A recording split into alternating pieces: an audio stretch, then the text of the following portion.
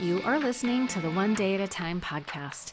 On this podcast, my guests share their stories of alcoholism, addiction, and how they recovered so that you can too. My hope is that you find the inspiration and resources you need to let go of what's holding you back so that you can transform into the person you were always meant to be. Ready? Here we go. Hey friend, this is going to be a really good one, especially for those who participate in ACA, which is Adult Children of Alcoholics / Dysfunctional Families. In the 338 episodes I've recorded so far, I've actually never covered this topic. My guest for this conversation is Dr. Sharon Martin. She is a psychotherapist and author specializing in codependency recovery. For the past 25 years, she's been helping adult children recover from difficult childhoods, overcoming feelings of unworthiness, and learn to set boundaries.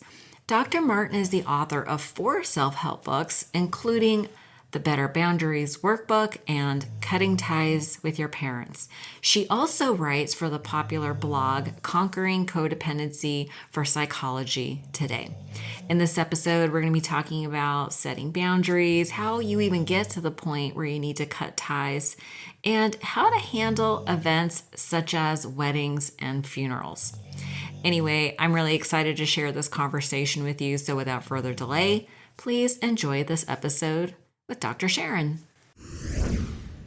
Well, Dr. Martin, thank you so much for joining me today. Oh, my pleasure. Thank you so much, Arlena. Yeah, listen, this is going to be a really important topic. You wrote a book called Cutting Ties with Your Parents, a workbook to help adult children make peace with their decision, heal emotional wounds, move forward with their lives. And as soon as this came across, I was like, oh yeah, I immediately thought of like 2 or 3 people I know that need to make this decision.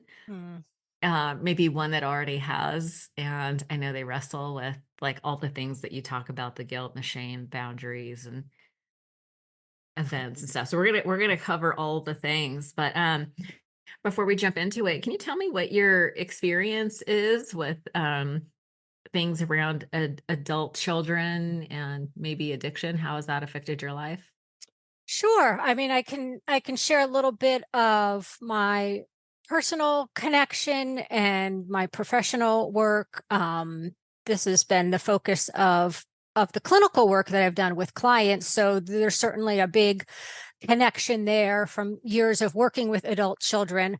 Um, Along the way, but also just in terms of my own experience. So I guess I would say there's sort of 2 components here, for me in terms of adult child work. And, I think one of the things to keep in mind is that we've really broadened our understanding of what it means to be an adult child. This was really very specifically adult children of alcoholics was really the Right. beginning of Slash dysfunctional families. well, yes, Most yes, recently right. found out. That came later, right? Mhm. And I think like a lot of things related to understanding the family dynamics of addiction or how families are affected by the disease of addiction, is that we've realized that the dynamics are very similar in other kinds of dysfunctional family as well. So, the Yeah. whole it all got brought into dysfunctional families. And, Yeah. that's really what I did in my work as well. I really started off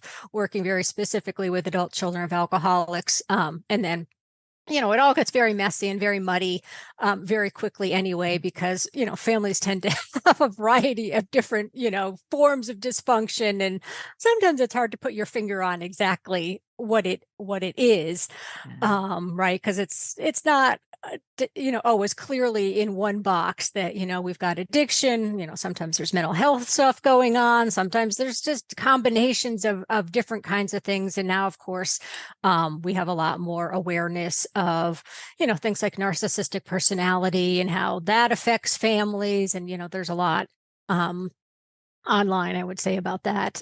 Currently, it's not Yeah. really, it's new, but I'd say it's sort of new in terms of our awareness, maybe, of Yeah, it that. seems like there's I would say in the last couple years, maybe a few years, there is a lot of talk online about either narcissistic partners or parents. And I hear that a lot in recovery rooms where people Mhm. are talking about having narcissistic parents. Did you grow up with narcissistic parents or alcoholic parents? No, nope, actually neither. I would say I grew up with codependent parents.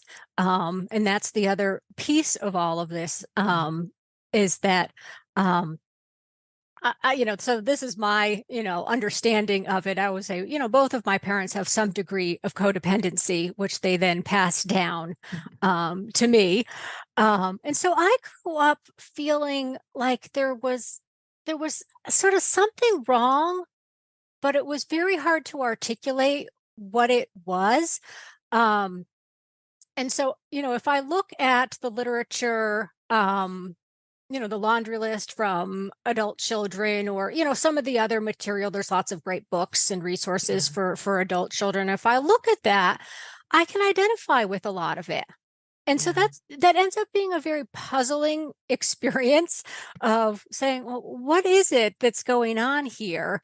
And really, what it is, it's that generational effect that's going Yeah. on.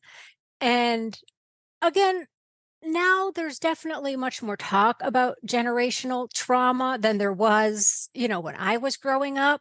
Um, but there's not a lot specifically that's written about generational codependency, I would say. Um, there was one book that really spoke to this. It's called Grandchildren of Alcoholics, by Hmm. Anne Smith. And it's an older book. And last time I checked, it was out of print. So I'm guessing it's pretty hard to get your hands on a copy of it these days. But that was really one of those beginning books that really talked about the generational effects of codependency. And obviously hers was specifically about alcoholism. But again, I think it applies to a lot of different forms of dysfunctional families, and the way that gets passed down to, grandchildren, and, even beyond that, certainly. So that was definitely something that was really impactful for me, is being able to make some of those connections and Yeah. say, like, okay, well, what is it that's going on? Yeah. Some of those things that just went unspoken. Or just right, some of the ways that my parents dealt with problems or related, in the world, um, obviously came from their upbringing. And of course, it makes perfect sense, right, that it gets passed down, to the Yeah. way that they parent. So my parents, were good parents. But I certainly picked up on some of those things that, um, for me, ultimately caused me some challenges in my relationships. And then, I ended up marrying a man who is an alcoholic and an addict. And Oh, so, there it right. is. So exactly, there it is. You're exactly right. So it's like, I was like, I feel like, well, the foundation was laid and Yeah. then it all got built. Right. And so, Yeah. yes, it all sort of came to its head and was then very obvious. Right. And then it's like the codependency slapped me in the face. In all fairness to our parents, it's like they didn't get the coping skills either, right? And so we learn, from their behavior. And I grew up in a very it's so funny because I've been sober for a while, and I was exposed to ACA pretty early on, but I didn't know that it was adult children of alcoholics slash dysfunctional families. And I was like, well, shoot, everybody could qualify for that. Like, the Yeah. person that doesn't relate to that, they're the oddity, like they're the outlier. Most people, I think, have a degree of codependency. And the way codependency kind of showed up in my house is around responsibility. Like, Mm. I later learned that I took inappropriate responsibility for my mom and my sister, and I did not take appropriate responsibility for myself. Hmm. And it led to some pretty confusing dynamics in our house. How did that play out in your family? Oh, for me, it was very much about, um, approval seeking, Ooh, that's a um, big one. needing to be the perfect kid. Hmm. Um, I would say, sort of I bet layered you on. got good grades. Oh, yes, I was a very good student. I always did my homework. I Nice. Right, I was definitely a perfectionistic kid who needed to be just right. But I didn't want too much attention. Um, I just wanted to sort of fly under the radar. And for me, right, being the A student and following the rules and doing everything that everybody expected of me was the Mhm. way to do that. Um, What would happen if you didn't get the good grades, or do you recall what you were afraid might happen if you weren't the perfect child? well, it was, I would say, sort of losing my parents' love, was Mhm. probably really what it was. Um, Having people be angry with me, having people be disappointed in Ooh, me. Um, and so I mean, honestly, there weren't a lot of times that I experienced this because I worked really hard to always do the right thing. Because it was very painful for me.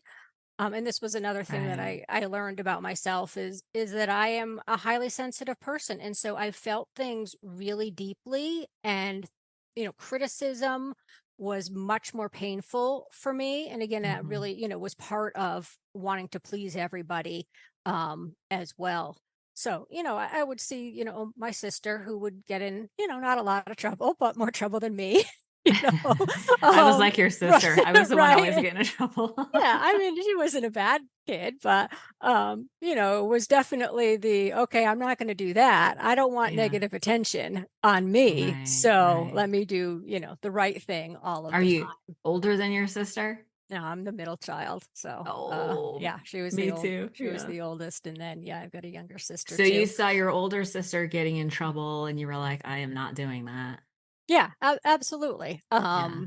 And yeah, I mean, and it's interesting. I mean, there's just a certain amount of it that I just feel like is really hardwired, Yeah. into who I am as a person. Mhm. Like, again, there's a certain amount that's sort of how my nervous system operates. That's very sensitive to everything. Yeah. And so again, it just feels like it's a natural thing to want to avoid anything that is painful. And so, Right. you work really hard to create a situation where you can avoid painful experiences.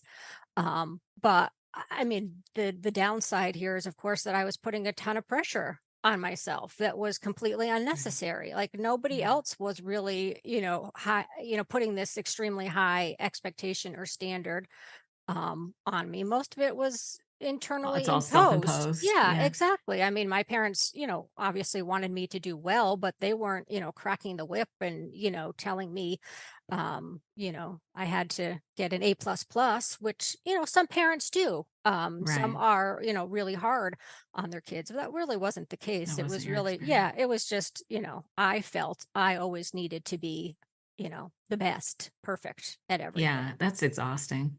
Yeah, It's a tough. absolutely. I mean, And and it has its plus sides. It has its pros, right? right, right, like obviously, I called you doctor today.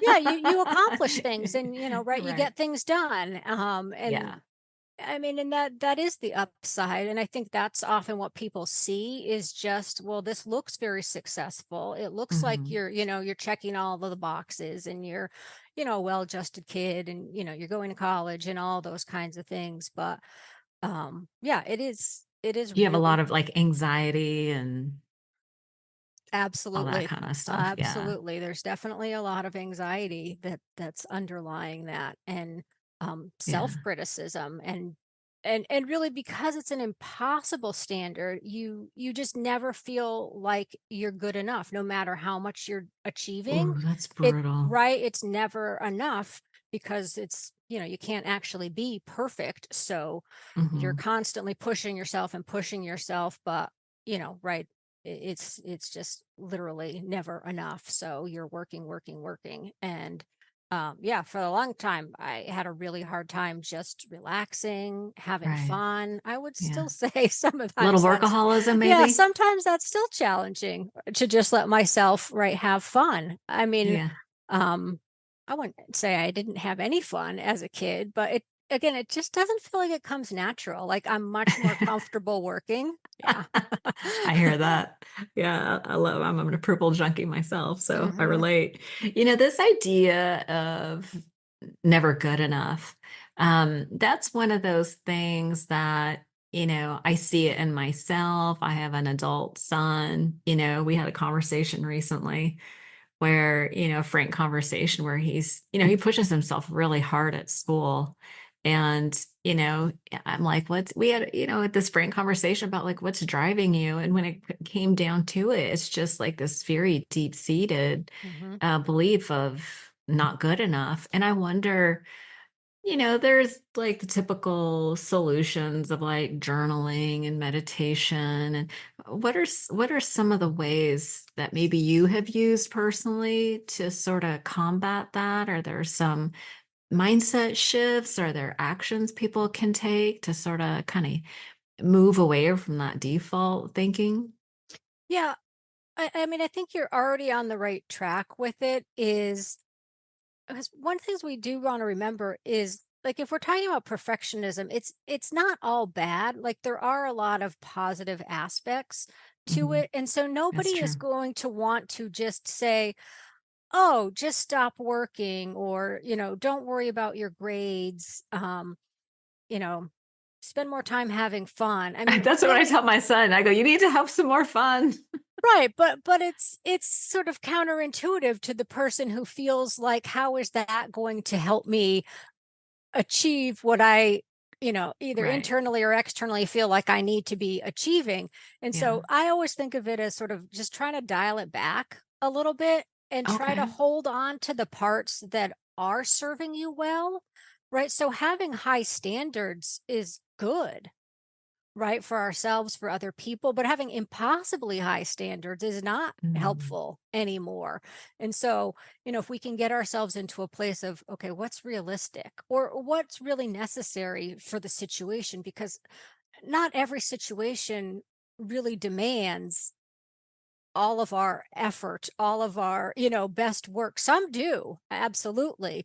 But if we're sort of across the board putting everything into the a category of this has to be perfect, Mhm. right? I mean, then we're sort of wasting time and energy on stuff that doesn't require that level of, effort or detail.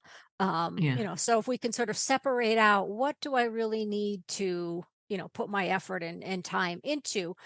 But there's also this other component of, how do you actually feel good about who you are and needing to separate who you are from what you do, Oh, that's a big one. Can you say that right? again? Yeah, because so often what we're talking about is our self-worth is connected to our achievement. Mhm. Right. So what I am doing is now equated with who I am as a person. Yeah. Right.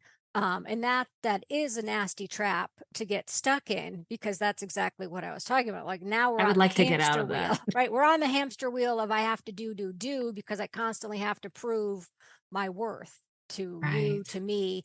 Right. And then again, that's the approval seeking. And it's just a variation of needing other people to approve of us.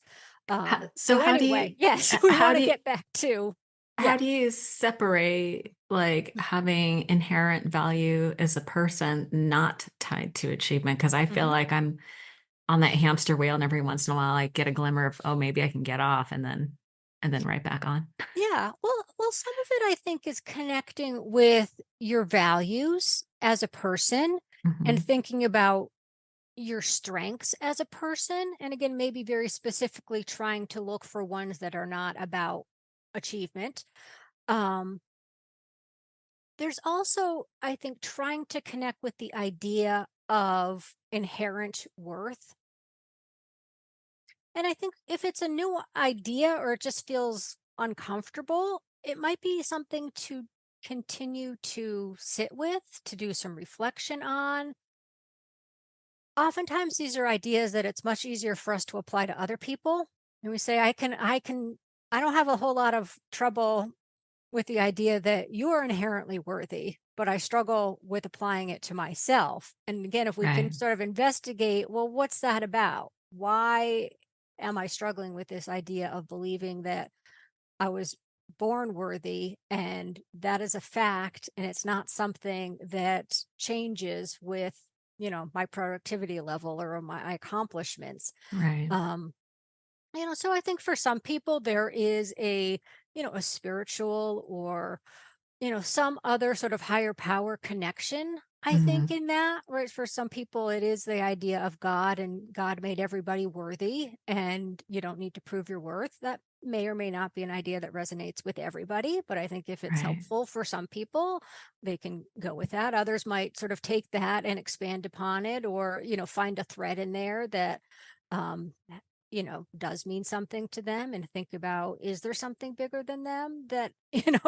Right. is has something to do with this idea of worth and who or what decides um worthiness. I mean, that sort of makes me think of just the other piece of it that I remember is this idea that if you're looking for approval or you're constantly seeking that approval from the achievements, you're really giving that power to somebody or something else rather than holding it for yourself, right? The Hmm. idea that I can decide for myself how I feel about myself Yeah. is very empowering, right? That's really a good thing to feel like this is in my control. I mean, it's really a basic thing about self-esteem, how I feel about myself, Yeah. right? Versus letting other people decide. And again, like that has that codependent feel to me of just Yeah. sort of you're just sort of around in the wind that everybody else is deciding for you who you Right. are and what you're about and how much you're worth instead of like feeling solidly in in the sense of self of saying I know who I am and what I'm about, what's important to me, and those are all things I can control. Are you just starting to think about quitting drinking, or maybe you're ready and just psyching yourself up to pick a date to quit? If you find yourself in this place, I have something that I know will help you get started. It's a free guide that you can download from my website called How to Quit Drinking 30 Tips for Your First 30 Days. And, not to brag or anything, but I've been sober a long freaking time. I have seen a lot of people get sober, and as they say, success leaves clues. In this guide, you'll not only find the mindset shifts required to get through the hard part, but also very practical suggestions on how to reduce cravings, what to say at parties, and the practices that will regulate your nervous system. So if you want to find out how to make sobriety stick, visit soberlifeschool.com and download the guide today. Now, back to the show. Yeah, I did this exercise where you go on Google and list and just search for positive character traits. Mhm, And it was interesting to be like, okay, pick 10 of these and then just read it every morning. mhm, Just positive character traits. Because you're right. You said earlier that we, tend to identify with how we look or our achievements or a role that we play. Like the work that I do or the role I have as a mother or a wife or mhm. a daughter, something like Right, that. right. So it's interesting to get those character traits and just to go, okay, these are these are and It I is, yeah. I actually did a little exercise with my son because he was so overwhelmed by the schedule that he had. They just went back to school. Mhm, So we sat down and got the calendar out and we mapped out all his classes. And then we mapped out his work. We mapped out the commute time. And then we mapped out prep time. Like, what do you need to prep for the day? And then I was like, if you did all this stuff, would you then feel like you were doing enough? And he was like, yeah. So it was really nice to have like a visual representation. He went on his merry way. And I was like, I need to do that for myself. Like, mhm, it was so mhm. easy for me to do it for him. I was like, that's a great exercise. So, That reminds me of sort of a similar exercise that, they had us do as at a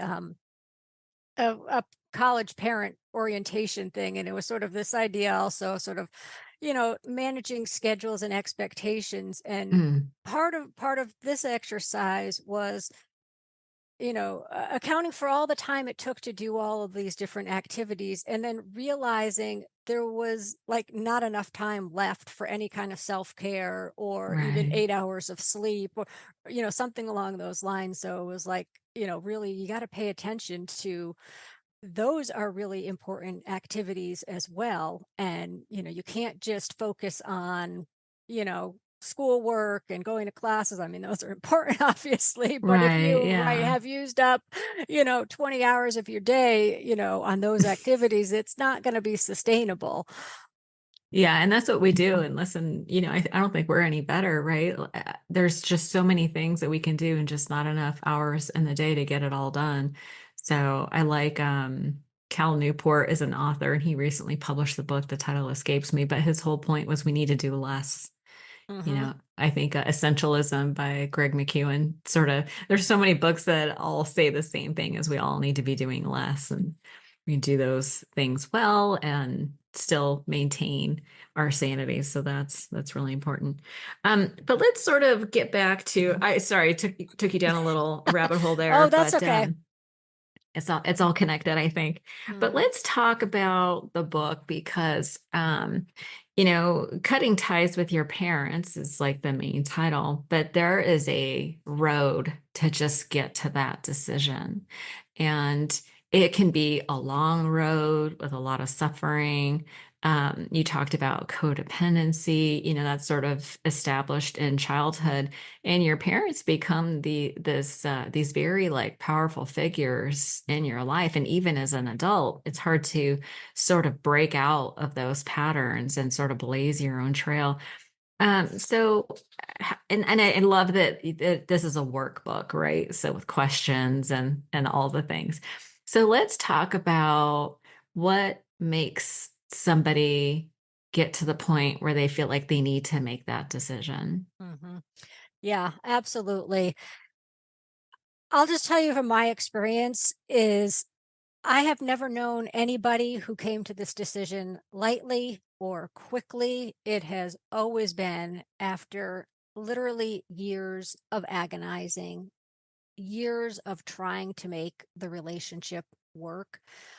Um, and again, I mean, this is, I think reflective of those codependent tendencies that so many adult children have is again wanting to please their parents, um, the societal pressure that there is to maintain relationships with your family, again, sort of indiscriminately, not even considering what those family relationships are like. We get these messages that they are obligatory, they're essential, there's something wrong with you if you don't have family relationships.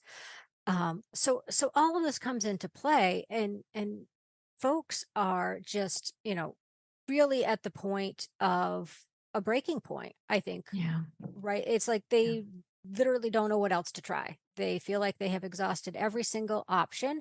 And again, for a lot of them, it's also been maybe on and off. I would say in terms of trying to set boundaries and trying lots of different forms of low contact or no contact and then resuming contact. This is very common, is that there's years of trying to find some middle ground that Right. works, which I think makes sense.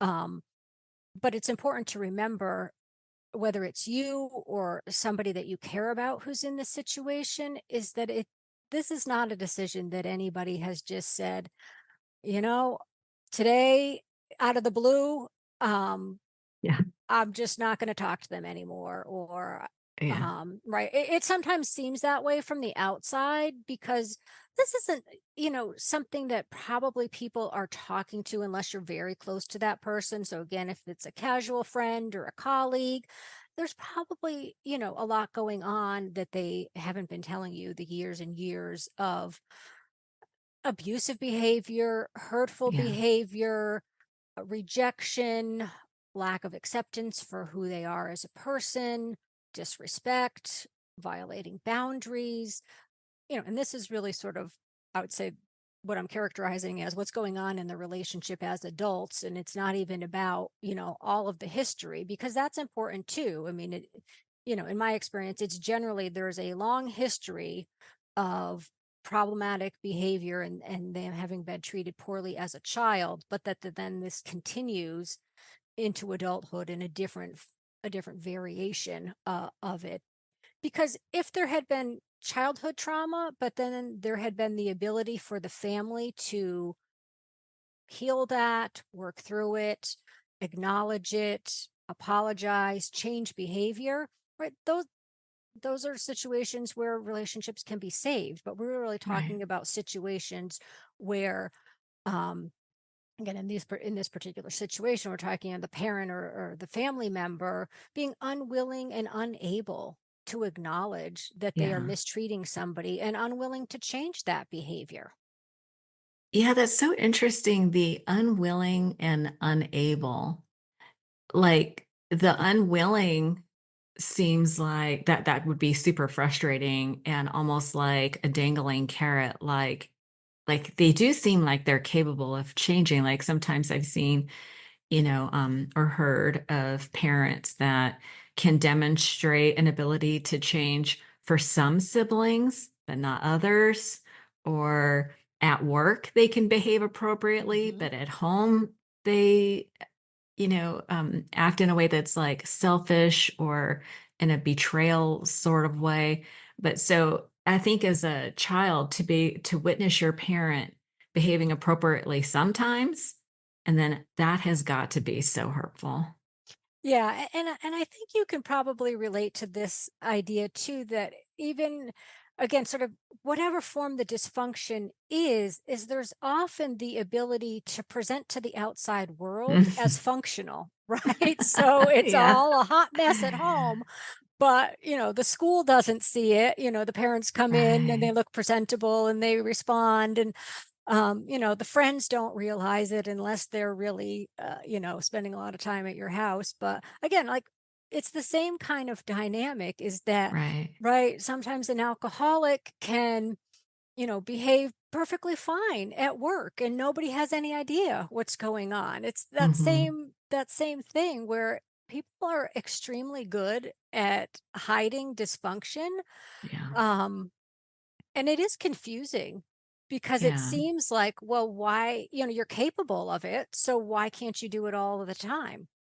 Yeah, I would Um, imagine that it's just it would be so hard not to take that personally, and that damages your self-esteem, and you second guess yourself. Am I crazy? Then the parents gaslighting, like, what are you talking about? Like not admitting it, not admitting that they're doing these things. I mean, that I'm yeah, sure all contributes to the decision of cutting ties.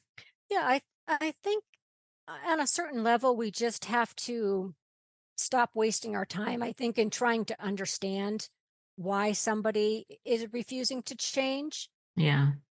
because it doesn't change that that's the reality of the situation, I right? think Whatever's causing it, you know, it'd be, I mean, I understand the curiosity. We all have a natural desire to understand ourselves and other why. people, right? Yeah. But But asking again, why is a that in itself is a hamster wheel, don't you think?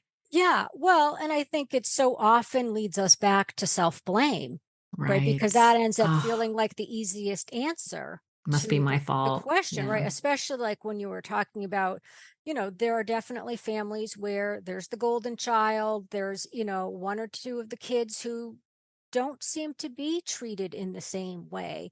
And Mhm. again, the logical conclusion that people make is, well, there must be something wrong with me, right? If I'm the Mhm. scapegoat and I'm the one, who's always blamed, it's got to be because there's something wrong with me. And That so, is I mean, so right. painful. Yeah. And it's not a helpful way of understanding the family dynamics, because I think it could have been somebody else. It just happens to be you. Yeah. So if somebody finds themselves in this place where it's been a lifetime of disappointment and frustration and pain and, abuse, where do they start with the decision of I'm going to cut ties? Like, is this where enter the workbook? Is that where this comes into play? Yeah, I mean, it's part of it. It's a very personal decision. So it's hard to say, here's the line. Right. I think where that line is for anybody is going to vary. And it's almost as if, again, think it's sort of similar to hitting rock bottom. It's like I was just thinking that. you sort of have to go through the process to get there. You can't Yeah. jump ahead in the process and say, I should be ready. But because if you're not ready, you're going to keep trying Yeah. until you're really at the bottom and you said I just can't do it anymore. I'm so Yeah. hurt. I'm so broken.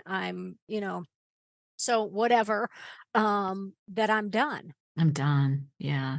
When you were saying that, I was Yeah. literally thinking, rock bottom is when you decide to stop digging and getting off the why train. It's like, okay, it doesn't matter. It's like trying to understand crazy. It's not understandable. That's why it's crazy. Yep. Right. And so at some point we surrender and we just say, okay, Absolutely. Hmm. I'm cutting ties. I would imagine the challenging thing with parents, like, so quit drinking when I was 25. I decided I had enough and I literally could not do it anymore and I quit. Alcohol cannot come chase me. You know what I mean? And I'm thinking, even though I see it at weddings and funerals, like I know that that's part of, Hmm. Hmm. Right. we'll Right. talk It's about. I'm out gonna ask there. you about that. Yeah, I'm gonna ask you about that too. But it can't come talk to me like your parents can. Your Right. parents can try to call you, they can send you things, and so once you've made the decision, is this something that requires support? Like, is this why people reach out to you and they get some therapy and they join a support group? What is, like, in an ideal situation, how would you support somebody through cutting the ties and setting Yeah, I boundaries? mean, absolutely, people need support. It is a very isolating experience, I would Hmm. say, overall, again, because it is stigmatized for people to Yeah. do this. The other thing that often happens is that people lose other relationships, especially within the family, sometimes Yeah. with other support people who just don't understand why they're doing this. Um, but oftentimes other family members, because it's so divisive Yeah. that people often feel like they need to take sides within the family. Oh, And yeah. again, it's often the people that are the loudest, that have the most power, that um right, and often that's the parents in this situation, right? They're the ones who are controlling the narrative. And Yeah. so again, and power is a big piece of it. So people feel like, oh, I better take their side. I have a friend who's I'm just going to say parent in case she's listening, whose parent is very sick Mhm. and does this whole victim poor me thing. And so she will, put distance between her and her parent. And then the parent's siblings reach Mhm. out. It's like, oh, you're such a bad daughter. They could really use your support. Why are you Oh, being yes. like the shame? I mean, they bombard her with guilt and shame, and Mhm. it's crippling. Yeah, and there's literally this pressure to reconcile. I mean, that's Yeah, another huge piece of what's so taxing about it is just like you said, there will be other family members, there will be friends, there will be the guilt trips, the siblings manipulation, and right, of saying, what's wrong with you? You need to yeah. help mom and dad out. You're abandoning them. You're a bad daughter. You're a bad son. This is your How could you obligation. do Right. this? We're counting on you. Yeah. And again, Oh, so I mean, right, you can see how when you yeah, don't do what everybody's expecting you to do, you get that shunned by other family members as well. And so again, right. back to your point of, right, the need for support is huge. Yeah. And we all know, I mean, how powerful it is to connect with people who just truly get the experience and have been there or had similar experiences and say, yeah, I understand why you're making this decision. I'm not judging you for it. I support Mm, you around this. And so, yes, that can be, I think there's a lot of power in peer support. yeah. Definitely there's a different kind of important support that people can get from professional therapy or coaching kinds of support as well. Mhm. But the other, sort of longer term, I would say, goal of support is also to build that surrogate family, a chosen Oh. family for yourself, right? If you don't have contact with your, biological family, Mhm. um, right, there is a void. And I don't Yeah. want to underestimate that, right? I mean, it's to say, but you're biological family is not the only group of people who can fill that space and fulfill Yeah. those roles and be a support system for you and show up for you and give you unconditional love, right? We're talking about just finding that in other places and building those relationships again with other people who want to do that with you. And that's all Yeah. possible. It's not something that happens, in a couple of days or weeks. But I Right. say that's sort of one of those longer term goals of, connecting with people who are going to be your chosen family. I wanted to ask you, you mentioned having some peer support and professional support.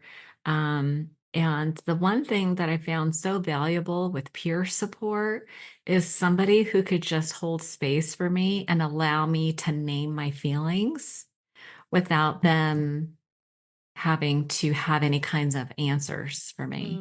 Mm-hmm. The most magical words I've ever heard is, I could see how you feel that way. Mm-hmm. Just validating my feelings was so helpful as somebody that was a peer support. What Mm-hmm. kinds of things happen in professional support that is different from that kind of peer support? Well, one of the things that happens is the relationship itself with a therapist. And this is, I would say, probably across the board, no matter why you're going to therapy, Yeah, is that there's a healing power in having that relationship that is that is a safe place. It is a safe relationship. And that's part of what we yeah, do as therapists is try to create this sense of emotional safety for hmm, people. yeah, So, right. So again, there's some of those same things where I mean, it's normalizing your feelings, it's making sure that you don't feel judged. And it's not my job as a therapist to be telling you what to do. It really is for you to be able to explore whatever is coming up for you and to recognize that that's okay. And again, it's often a very different kind of relationship yeah, than people have had with anybody else in their life. And it almost can be sort of an aspect of reparenting, I would yeah, say, right? Because yeah, a therapist can be like the loving, unconditional love that you never got from your yeah, parent. Obviously, we don't want to create a dependency there, but it can be really healing in that way to experience somebody yeah, who just cares about you no matter what you say or do. You know that they're in your yeah. corner and they're there for you and they're going to support you. And then obviously there are other things that therapists do as well in terms of specific techniques that they might use, whether that's helping you develop, coping skills or learn how to set boundaries, Oh, yeah, yeah, process trauma. There's, lots of different ways that therapists do that. But, I would yeah, say that, the relationship itself is probably the most important piece of it. yeah. And That's that's super found, super true of, found. yeah, Sorry. that's I okay. get so excited. I get so excited. No, that is emotional safety. Like I really felt that because I feel like that is the foundation. You create emotional safety, and then when we feel safe, whatever we've been suppressing is safe to arise. And Yeah. then, and then you talk about, processing trauma. I think that is the biggest. I think that is it takes training and talent to be able to navigate somebody else's trauma. Like you maintain your professional, like you don't put your stuff like I feel like the difference between peer support and professional support is a Hmm. professional can help somebody facilitate their trauma by not like infusing their own trauma into the Yes. situation. Yes, that's very important. Thank you for bringing that up. You're right. Yeah. And again, I think peer support is Vital. invaluable. It's Yeah, vital. absolutely. But you're right. I mean, it does sometimes run that risk, and there are Yeah. times where a peer's trauma can sort of be triggered Yeah. and then that comes up and then it ultimately can sort of derail the emotional safety that we're talking about. So this is It can what ruin the relationship too. Like yeah. I come from 12-step environments and when I was first sponsoring people, I was terrible at it. Well, it becomes, I think, overwhelming for people. If I'm if I'm in my own trauma and now you've sort of put your trauma out here too, it's tough to, you know, be able to manage both at the same time. Uh, So when I first got sober and became a sponsor to other women, I was terrible at it at first because I was so like enmeshed with their feelings. Like when people are yeah. first getting sober, they're going through really intense situations. I remember specifically this one gal I was sponsoring was having a pretty serious issue with her husband. And I just got so like I got so enmeshed that it like consumed my life. Yeah. Right. Like, and when, the difference between a peer support and professional support is when you're a peer support person, they have access to you 24/7. Mhm. So I had Mhm. like no boundaries. And anyway, I was terrible at it. Well, right. I mean, and there's much more of the mutual give and take. Yeah. Even right with sponsor and sponsee. I mean, you're both gonna, hear each other's stories, and I think right, it's part of that process, which is unlike therapy. Like we're in the therapy, world, we're very much about, therapists need to do their own work before they become therapists. I mean, it's an ongoing process, obviously, Yeah. but understanding the importance of no, kind of having your stuff, under control so that it doesn't spill out and start to infect the relationship or it becomes about me and what's going on. Yeah. Right. I can't be sitting there getting triggered by the things that my client is saying because, then it's no longer going to be that safe space where Oh, the right. focus is on helping them manage what's going on, for them in that moment. So yeah, there's, lots to be gained from peer support, but it's even that it's not all created equal. I would say, No, it's and not. people need to, I think, sort of gauge what's working for them. And if they're very Right. overwhelmed when they're going to a support group or a 12-step meeting, maybe that just is a sign they need to, make some adjustments there, whether it's a different Yeah. a different meeting or, do some therapy A first. different sponsor Right, or exactly. combination of all the above. Yeah, for Yeah. sure. Okay. Well, thank you for clarifying. I do think both are super vitally important. But it's important, I think, as a consumer that we sort of know what those roles are and what to expect from each role. Mhm, So I think mhm, that's really helpful. Can we talk a little bit about how to handle specific situations? I noticed that there's um, some different scenarios. Like if you decide to go no contact with your parents, you've blocked numbers, you've moved, whatever yeah. whatever you have to do, but there's a wedding or there's a funeral or there's something like that. What are some tips that you can offer somebody who's in that situation? How would they handle those things? Mhm. Well, first, I would say there is no right or wrong answer. Again, it's very much thinking about what is the best decision for you in this moment. So, again, we want to avoid judging other people's decisions or judging our own decisions with the idea that there is like a perfect solution to come to here.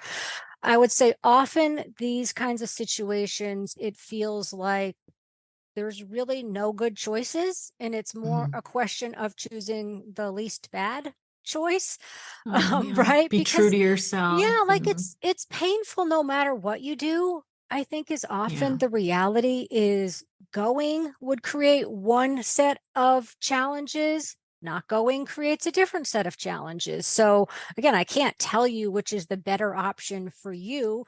And what's the better option for you might be choice A today, and 6 months from now, it might be something different. Because again, dynamics change, our needs change, Yeah. family circumstances change. So we're really weighing each situation for its, unique qualities and what's going on in this. I wouldn't say people need to make these blanket decisions of I'm never going to Christmas with my family ever again. Now, that may be true and really helpful for some people. For other people, it might feel better to say, you know what, I'm just going to make those decisions as they come. Okay. Because let's just throw out an example. Maybe it's, you've really needed to cut ties with your father because of his particular behavior. Maybe your situation will change if after he passes away, maybe you would want to go and see your mother or the rest of the family. Maybe Oh, not, right? I mean, I can't know, but those are possibilities, just understanding that things are going to change. So I think, one piece of advice is definitely don't pressure yourself to sort of, if you made a decision, you're allowed to change your mind. Nothing has to be decided, yeah, today that is yeah, forever.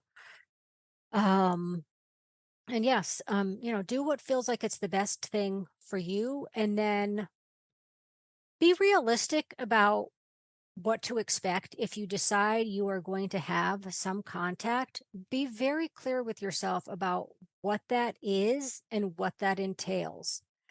You're going to be much more successful if you have clearly defined what you're going to do and when you're going to do it and where you're going to do it, instead of just some general idea of, I'm going to go to the funeral or I'm going to go to the wedding.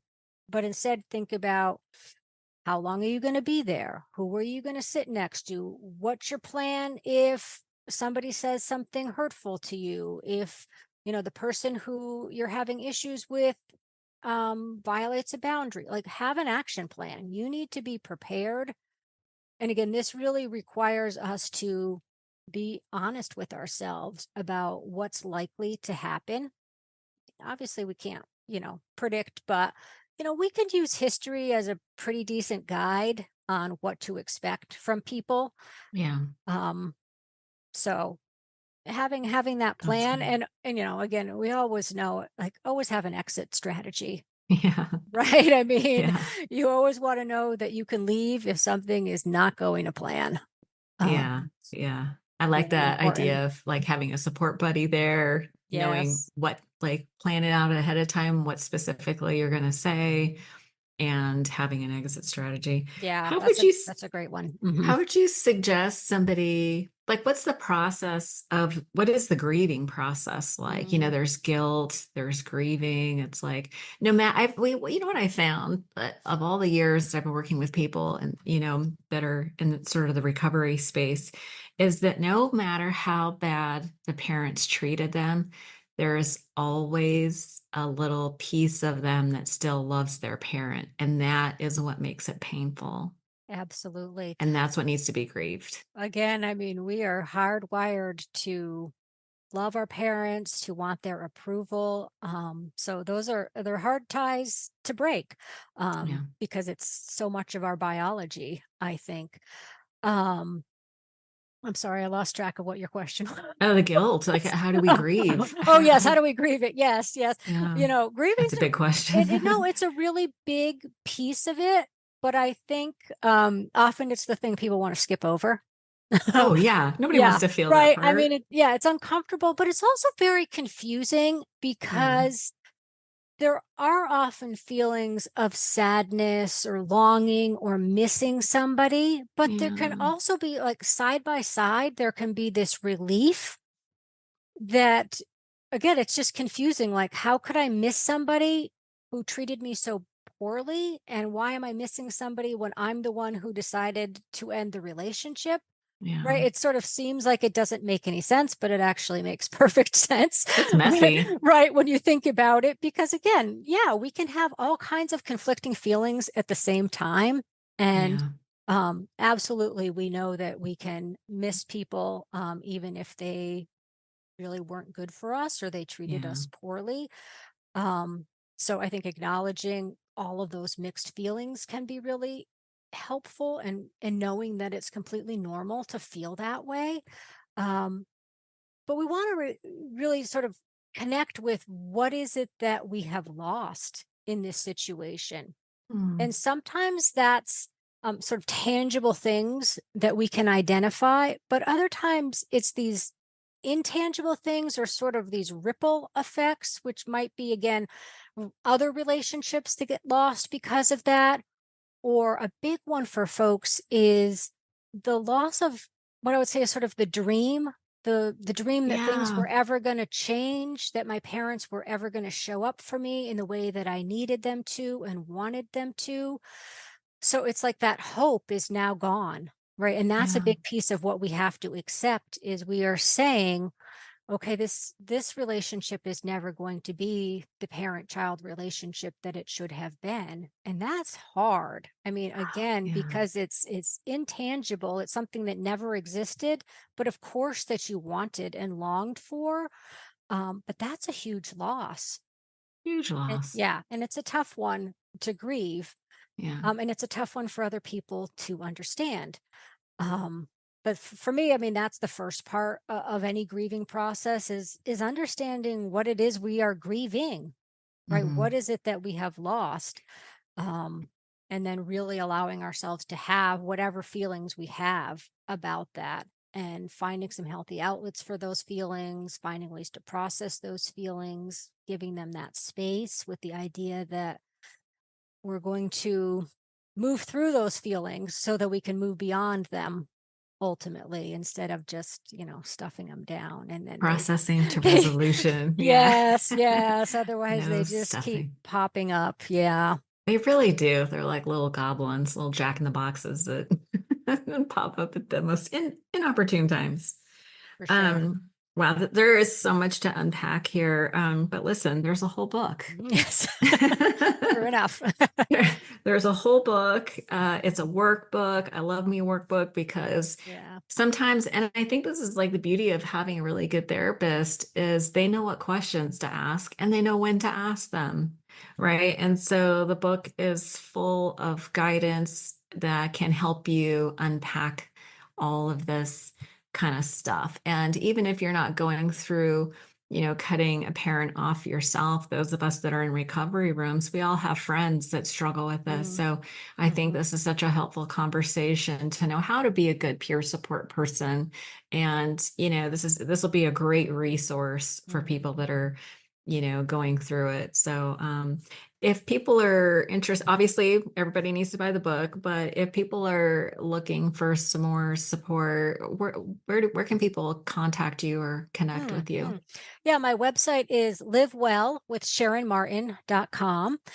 And there I've got lots of articles that I've written. There's a free quiz there that people can take that's about dysfunctional, toxic family traits. So sometimes that's a good one for people to get some insights about their family. We all love a And quiz. yeah, good quiz. And yeah, I've got lots of other free resources and newsletter and all that good stuff. So people can visit me there. That's great. I will leave links to all the things in the show notes. But listen, thank you so much for Mm, writing this book. Well done. And thank you so much for your time today. thank you. Appreciate it.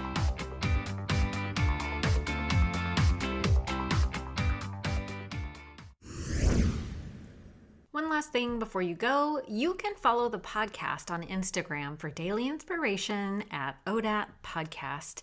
And if you'd like to get a biweekly email from me with recommendations to books I'm reading, meditations I love, or other recovery podcasts, just sign up for it at odatchat.com.